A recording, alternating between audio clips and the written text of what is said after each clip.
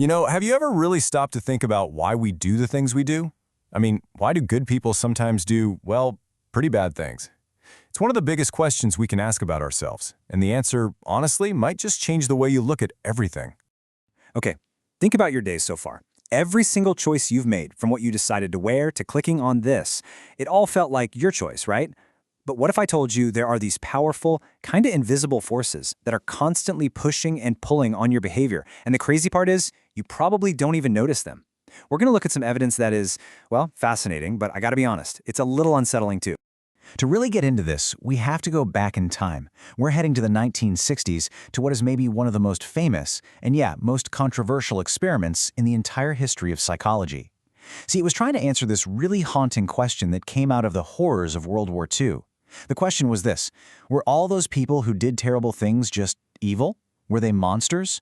Or, and this is the scary part, could ordinary, decent people, people like us, be turned into instruments of terror? So, picture this. You sign up for what you think is just a simple study on memory. Totally harmless, right? You walk into a lab at Yale University and there's this guy in a crisp white lab coat, looks very official, and he tells you that you're going to be the teacher in this little experiment. Now, your job seems simple enough, but it's a little unsettling. There's a learner in the other room, and every time they get a question wrong, you, the teacher, have to press a switch, and this switch delivers an electric shock. Oh, and with every single mistake, the voltage goes up. Now, spoiler alert for us, the learner was just an actor, the shocks weren't real. But for the person sitting in that teacher's chair, the screams they were about to hear, they believed they were 100% real. And this is the machine they were staring at. I mean, just look at those switches. They're all labeled right there in black and white, starting at slight shock and going all the way up to a terrifying, danger, severe shock. Can you just imagine the feeling? Your hand hovering over that panel, the tension just building and building.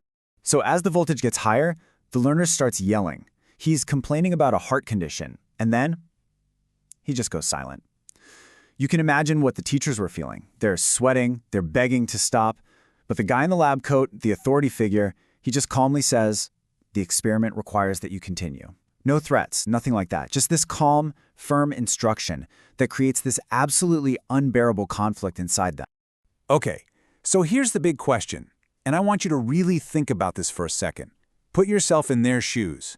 What percentage of just normal, everyday people just like you and me, do you think would go all the way to the end, flipping that switch for the maximum, possibly lethal 450-volt shock, just because some guy in a lab coat told them to? What's your guess? The answer is, well, it's just staggering. Almost two-thirds. Get this. A completely mind-blowing 62.5% of people went all the way. They obeyed the experimenter completely. To put that in perspective, a group of psychiatrists had predicted that less than 1% would do it. So this tells us something really, really important. This wasn't about a few bad apples. It couldn't be. Something else was at play here. And what that experiment shows us so brilliantly is the central, #1 theme of social psychology, the incredible, immense power of the situation. See, we love to think that our actions come from our deep-down character, who we are. But it turns out more often than not, the context we're in, that's a way better predictor of what we're actually going to do. And this idea is so powerful, you see it pop up in the most unexpected places. Okay, check this out. Another classic study. This time, researchers took Princeton theology students, these are people literally studying to be priests and ministers, right? And asked them to walk across campus to give a talk on the parable of the Good Samaritan of all things. On their way, they walked past a man who slumped in a doorway, clearly in need of help. Now, here's the only thing the researchers changed. They told some students they were late, and others they had plenty of time. And the difference? Just look at this. When they weren't in a hurry, most of them stopped to help. Totally makes sense. But when they were told they were running late, whoosh, the number of people who helped just plummeted. Their good intentions, their moral training, all of it just got steamrolled by the simple situational pressure of being in a rush. And this gets at a huge mistake our brains make, like all the time. It's kind of like Lucy in this cartoon. We're really, really good at spotting what we think are character flaws in other people. You know, that guy who cuts you off in traffic. What's the first thing you think? What a jerk. That seminary student who rushed past the person in need. Wow, not a very good person. We just jump straight to judging their personality. There's a name for this, actually. Psychologists call it the fundamental attribution error. And it's exactly what it sounds like. We fundamentally get it wrong. We give way too much weight to someone's personality, and we vastly underestimate the power of the situation they're in when we try to explain why they did what they did. It's like we see the person, but we're totally blind to all those invisible forces pushing them around. So, why do we do this? Why are we so bad at this? Well, it's because your brain isn't like a perfect video camera, just recording reality as it is. Nope, it's more like an interpretation machine. It's constantly taking shortcuts to try and make sense of this incredibly complex world without getting overwhelmed. Okay, just look at these optical illusions. On the left, you totally see a white triangle, don't you? But guess what? It's not actually there. Your brain literally made it up. It constructed it for you. And on the right, you might see a young woman or you might see an old woman, but you can't see them both at the exact same time. This is such a great way to understand how our brain works. Seeing isn't just a passive thing. It's an active, unconscious process of interpretation. What you see isn't always what's really there. And there's a word for this too. In social psychology, this whole interpretation process is called construal. It's how we construe or make sense of the world. And honestly, it's everything. Think back to that Milgram experiment. Did those people see themselves as hurting an innocent person? Or did they see themselves as helping to advance science? How they construed that situation is what determined what they did next. So how do we do this so fast? How do we build these interpretations in a split second? Well, we use something called schemas. The easiest way to think of them is like mental blueprints or templates. You have a library schema that tells you, be quiet. You have a party schema that tells you, well, the opposite. These shortcuts are super efficient, but they have a dark side. Stereotypes, those are just schemas about groups of people, and they can really lead us down the wrong path. Okay, and here's the real kicker. Most of this stuff, our construals, the schemas we use, it's all happening automatically. Think of your brain as having two systems, okay? System 1 is fast, it's intuitive, it's totally unconscious. System 2 is slow, deliberate, the conscious part you think of as you.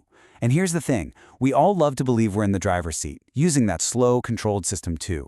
But the truth is, that fast, automatic System 1, it's running the show almost all the time. Okay, so now I want you to zoom out with me, way out. Because the situation isn't just about what's happening in this room right this second. It also includes the biggest, deepest context imaginable, our shared evolutionary history and the culture we're swimming in right now. Let's talk evolution. It's been shaping our brains for millennia. It's given us our basic human hardware, things like our built-in capacity for language, our deep-seated need to be in groups, even the way we show emotions on our faces. That's all part of the standard equipment we get, passed down because it helped our ancestors survive. But if evolution gave us the hardware, our culture programs the software. And this is a really key distinction you can see right here. In what we call independent cultures, think the US, Western Europe, the self is seen as this unique, separate thing. It's all about personal goals and achievement. But in interdependent cultures, think much of East Asia, Latin America, Africa, the self is defined by its connections to the group. The focus is on harmony and fitting in. It's the difference between a culture that teaches you the squeaky wheel gets the grease and one that teaches you the nail that sticks out gets hammered down. That's a huge difference in programming. Okay, so we've talked about shocking experiments, mental shortcuts, evolution, culture. What's the point? What's the big takeaway here? Why does any of this actually matter in your day-to-day life? It's because when you start to really get these hidden forces, you can't help but see the world differently. You literally become a better critical thinker. You're less likely to fall into that trap, that fundamental attribution error. You're less likely to rush to judgment about people. Instead, you start to ask a better question. I wonder what situational pressures might be going on here. And that brings this whole thing right back to you. The next time you see somebody do something you don't understand, maybe they're rude, maybe they're surprisingly kind, maybe they're just acting weird, I want you to just pause for a second, and instead of immediately judging their character, ask yourself a different question. What invisible forces might be shaping their situation right now? Give it a try. You might be really surprised by what you start to see.